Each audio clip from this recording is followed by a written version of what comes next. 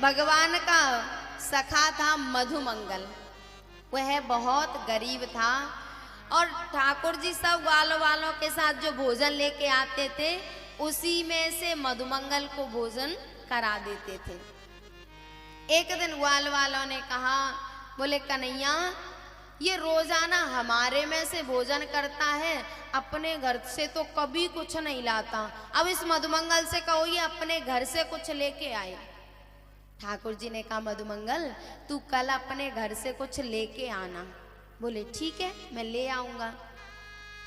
मधुमंगल ने शाम को अपनी मैया से कहा, बोले मैया मैं रोजाना अपने सखाओं के में से प्रसाद पाता हूँ और तुम मुझे कभी कुछ नहीं देती हो। मैया ने कहा, लाला छाछ रखी है, कल मैं कड़ी बना के तुझे दे दूंगी। बोले ठीक है। भैया सुबह मैया ने छाछ की कड़ी बनाई, पीताम्बरी बनाई और एक मिट्टी की कूलरी में भर के मधुमंगल को दे दी। बोले जा पहले अपने ठाकुर जी का भोग लगा देना। बोले पहले ठाकुर जी का भोग लगा देना। बोले ठीक है।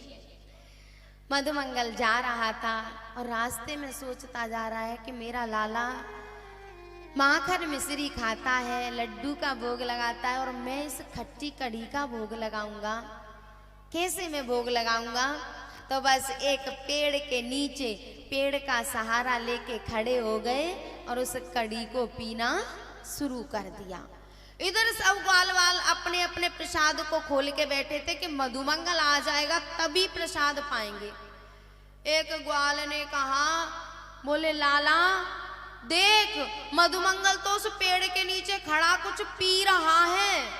अब तो सबने मुट्ठी बंद की और दौड़ लगाई, दौड़ पड़े और मधुमंगल ने देखा कि ये तो आ रहे हैं तो जल्दी जल्दी उस पीताम्बरी को पीना शुरू कर दिया। गटक गटक उसको गटक गया और जैसे ही पास में आए वो कूलरी जमीन में मार दी।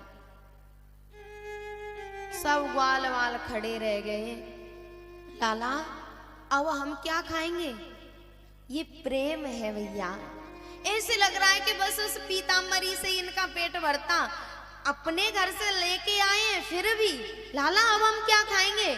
ठाकुर जी ने कहा एक काम करो, ये छोटे छोटे टुकड़े डले हैं ना उसके, जो मटकी में कड़ी लेके आए थे उसके, बोले उसके टुकड़े उठा उठा के चाट लो, उन पे कड़ी लगी है।